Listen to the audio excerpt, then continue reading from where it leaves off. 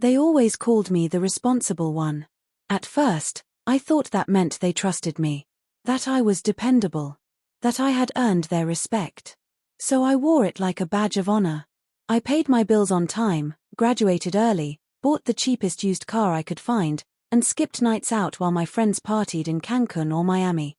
I wasn't jealous. I told myself it felt good to be grounded. To have goals. To be safe. My name's Rachel Mitchell. I'm 26, living in a quiet suburb outside of Austin, Texas. I bought my first home last year, a one-story fixer-upper with rusting gutters and a magnolia tree in the front yard that refuses to bloom no matter how many times I prune it. It's not big. It's not fancy. But it's mine. I'm a software engineer. I like code. I like structure. I like knowing exactly what things mean. And I love knowing what's mine. Growing up, we didn't have much. My parents, Susan and Don, worked hard to keep us afloat. Mom was a school secretary. Dad did maintenance for the city's public works department. They believed in family, first and always, even when that meant someone had to give more than the rest. And that someone, more often than not, was me. My younger sister, Lindsay, is 23. She's beautiful, effortlessly charming, impulsive, and in a constant state of starting over. New boyfriends, new jobs, new dreams. But unlike most people, she's always had a soft place to land. Susan and Don made sure of that. And when they couldn't quite cushion her fall, they asked me to do it. I co-signed her first car loan after she totaled the one our parents gave her. Dad blamed the brakes. I sent her rent money her sophomore year of college when she overspent on a beach trip and missed the payment. Mom cried on the phone while I transferred the money. Just this once, she said. It never was. I convinced myself I was helping. That's what older sisters do, right? Besides, I could afford it. Kind of. My credit score hovered in the high 700s.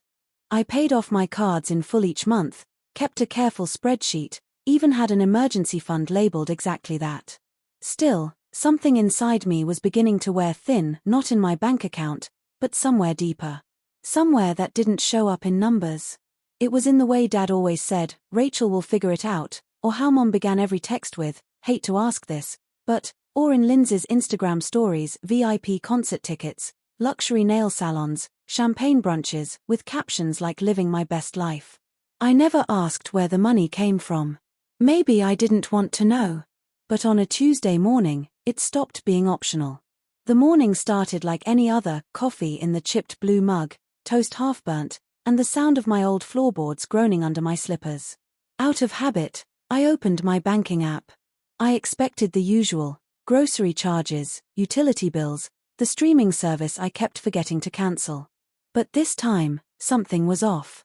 The app took a second longer to load. Probably the Wi-Fi, I thought. Maybe my hands were shaking and I didn't know it yet. The first few charges looked normal, $48 at Whole Foods, $10 to a friend's birthday GoFundMe, /$6.49 to that stupid annual streaming subscription again. And then, one line. Then another. Then a whole list. Flights. Hotels. Spa packages. Designer stores I didn't recognize. Restaurants with names I couldn't pronounce. $75,138.27. I set my coffee down so fast I spilled some on my wrist. I didn't even flinch. My eyes were frozen on the screen. I refreshed the app. Surely, this was a glitch. A hack. A stolen card. But no, every charge was in my name, linked to my card, recent. Paris. Rome. Santorini. First-class flights. 5-star hotels. Private cars. Lavish spa bookings. I tapped on one transaction, a flight from Dallas to Charles de Gaulle, booked 2 weeks ago. Another, a rooftop hotel in Paris, charged 4 days earlier. And then a luxury spa day in Santorini. A memory came flashing back, Lindsay sitting at my kitchen counter last month, swiping through her phone, laughing as she said, God, I just want to eat gelato in Rome. Go full Lizzie McGuire, you know? At the time, I smiled. I didn't think anything of it. Now my stomach sank like a stone in cold water. I didn't call the bank. Not right away. My finger hovered over the app. But something instinct, dread, maybe hope, told me to make another call first. Dad answered on the third ring. "Hey, Ratch," he said cheerfully, like it was a casual check-in. Like my world hadn't just flipped upside down. "Dad," I said, my voice tighter than I meant, Did you use my credit card recently?" There was a pause. Not long. But long enough. "Oh," he said, as if I'd asked about a missing garage remote. "Yeah, your mom and I booked Lindsay's trip using your card. Her limit wasn't high enough." I blinked. "You used my card? Without telling me?" "We meant to," he added quickly. "But you've been so busy. We didn't want to bother you." Didn't want to bother me. With $75,000. I stood and walked to the window, like maybe fresh air would help me process. "You booked an entire European vacation on my card.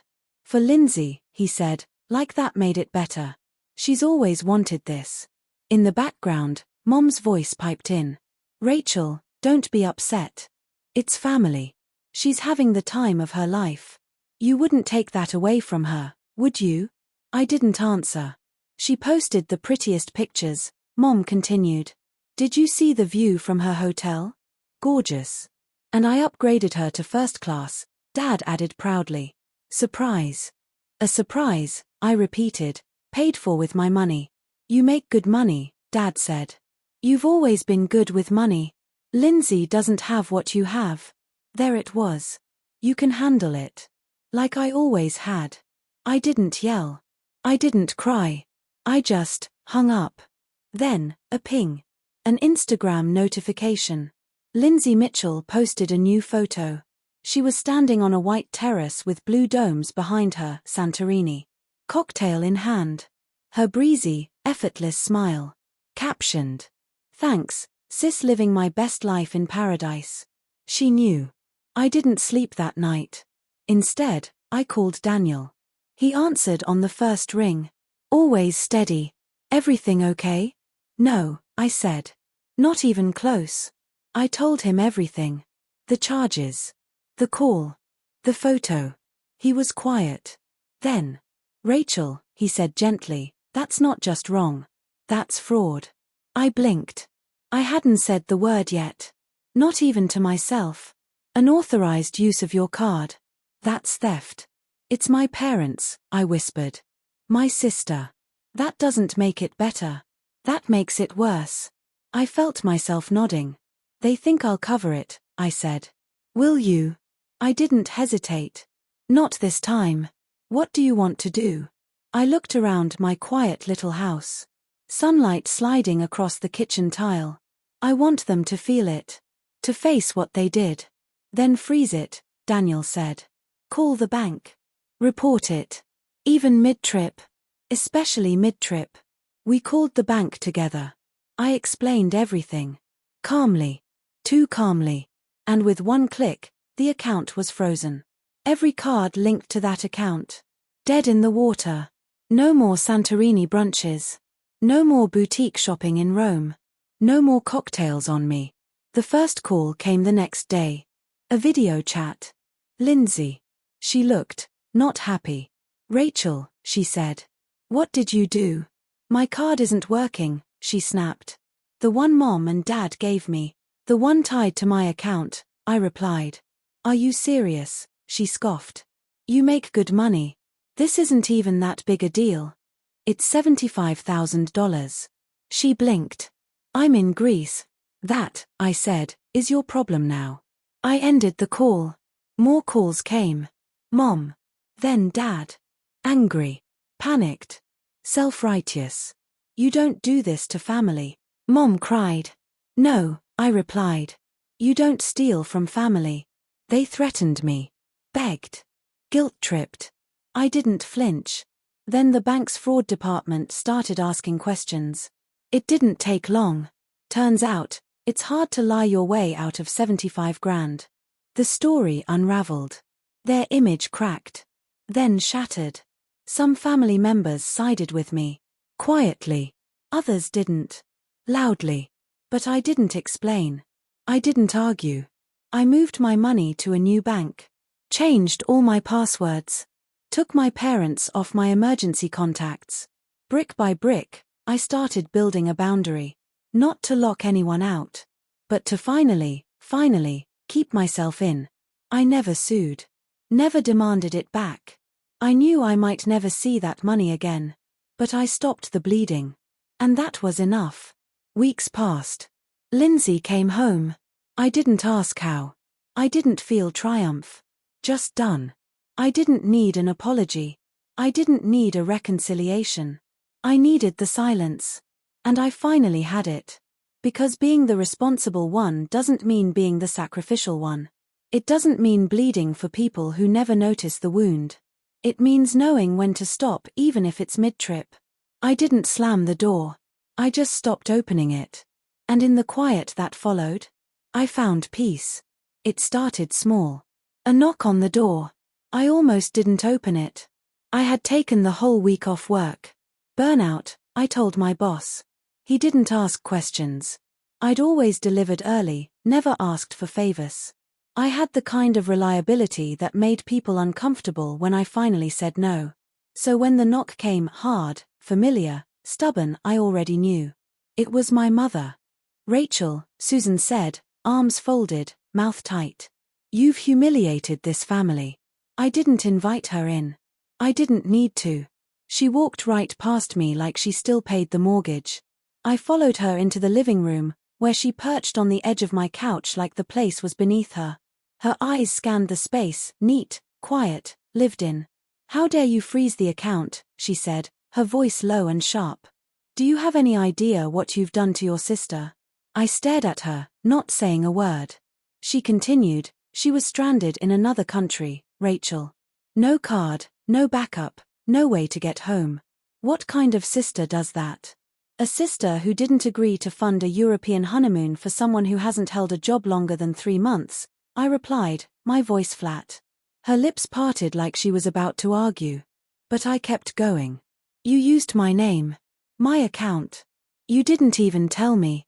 And then when I stopped it, you acted like I set the house on fire." Susan stood up. "Because that's exactly what it feels like.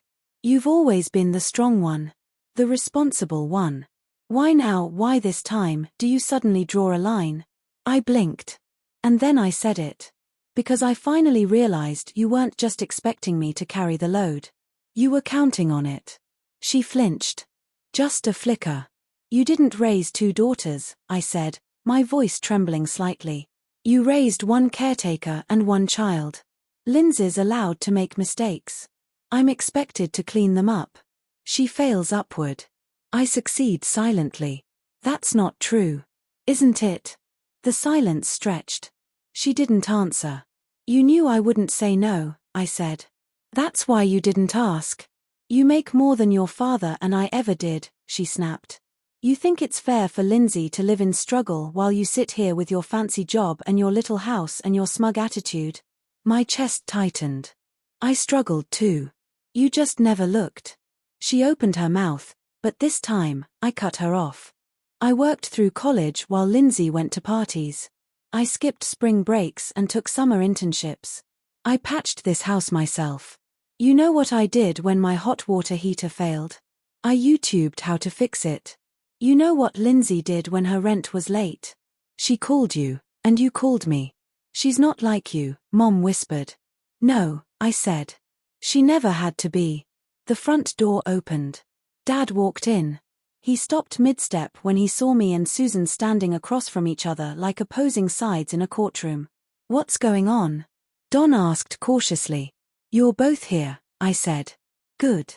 Saves me a second round." I turned to him. "Dad, I need you to understand something. I'm not your safety net anymore." His face darkened. "Don't talk to me like I'm a stranger. Then stop treating me like a wallet," I said. He stepped closer. "You know what this sounds like? Entitlement. We raised you. Paid for your schooling, your clothes, your braces. Now you think you're above us because you got lucky in tech." I laughed bitterly. "You didn't pay for college. I did. You co-signed a student loan and told me not to default. You skipped my graduation for Lindsay's mental health weekend. You remember that?" Don's face froze. I kept going. Years of swallowed silence were unraveling. When Lindsay missed 2 months of rent, I paid. When she crashed her car, I co-signed. You've guilted me, manipulated me, and called it love. Susan folded her arms. We're family. No, I said. We're a pattern. Silence. Then Susan's voice, sharp. What do you want, Rachel? Money. Apologies. No, I said, voice calm now. I want you to take responsibility. You used my account without permission. That's fraud. You left me holding a bill that could have destroyed my credit. You didn't just betray my trust, you jeopardized my future. I looked at them both, steady. I'm pressing charges. That landed like a rock in a still pond. Don stepped forward. You wouldn't. I already reported it. The bank is filing. It's out of my hands now. Susan looked pale. What will people say? I gave her a look. That's what you're worried about. More silence. Thick. Bitter. Finally, I said it, the thing I'd been circling all along. I loved being your daughter. I did. I worked so hard to make you proud. But I've realized something. They both looked up. You never really saw me. You saw what I could do for you. What I could fix. What I could carry. And now that I've stopped, you don't recognize me at all. I stepped back. I'm done. Don't contact me again unless it's through an attorney. And for the first time in my life, I closed the door on them. The fallout came fast. The fraud claim moved forward.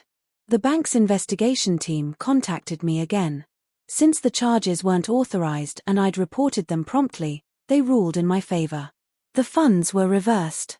The account stayed frozen, but my credit was safe. Mom and Dad. They were interviewed. Tiffany. The bank couldn't touch her directly unless I pursued legal action, but her name came up in the investigation logs. They knew she'd traveled.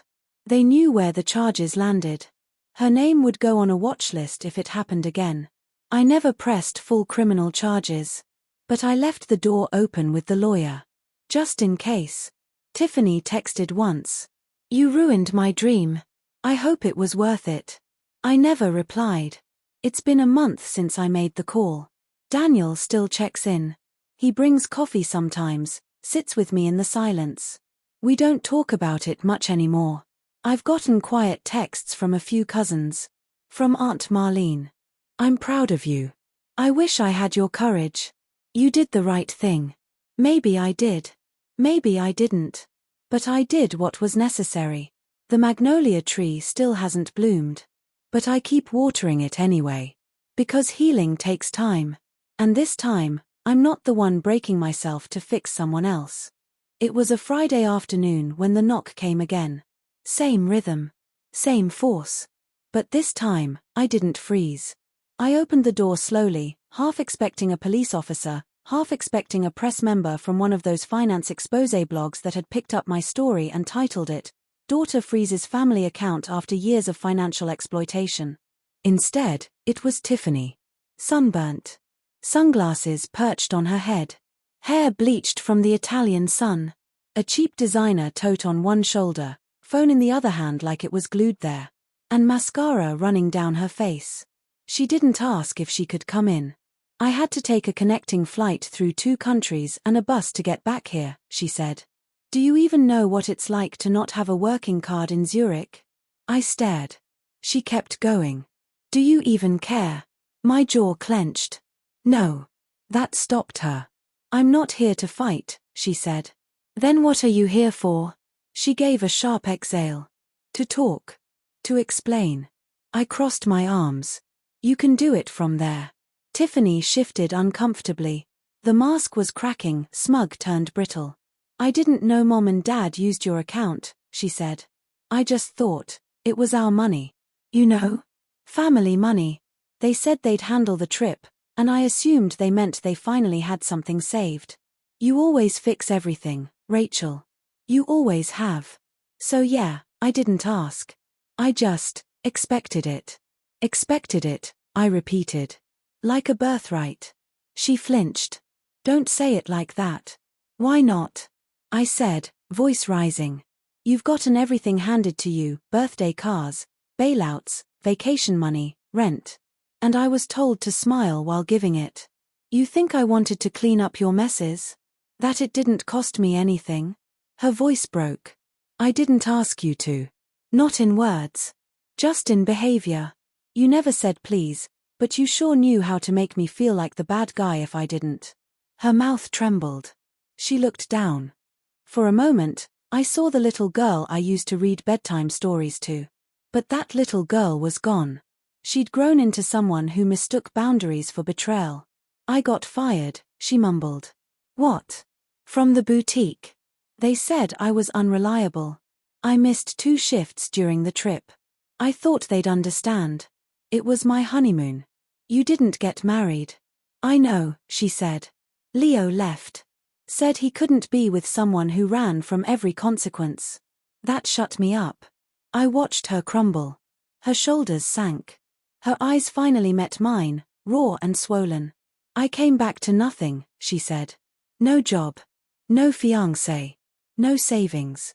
Mom and Dad won't talk to me since the report. And I just thought you'd still be here. I am, I said. But I'm not here to rescue you anymore. She nodded slowly. So that's it. You're just done with all of us? No, I said. I'm done being your resource. I'm willing to be your sister. But only if you show up honestly. She swallowed hard. I don't know how. Then learn, I said. I did. A long pause. Then she looked at me again. Can I stay the night? Just tonight. I'll figure it out tomorrow. I hesitated. Then stepped aside. One night. Couch. No sob stories over dinner. She gave a broken laugh. Deal. I woke to find her gone. She left a note on the fridge, scribbled in a hurry. Thanks for the couch. For the honesty. For everything you gave me, even the stuff I didn't deserve. I'm going to try to be better. Not for you. For me. Maybe someday we'll talk again without hurting each other. No forwarding address. No dramatic goodbye. Just space. And somehow, it was enough. My magnolia tree finally bloomed. 2 pale pink flowers on the lowest branch. Small. Fragile. But alive. Mom never reached out again. Dad sent one cold email asking me to reflect on what I'd done to the family. I never replied. Tiffany. She mailed me a card.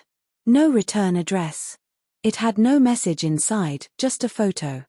Her behind a coffee counter. Apron on. Hair tied up. And a handwritten caption. Paying my own bills.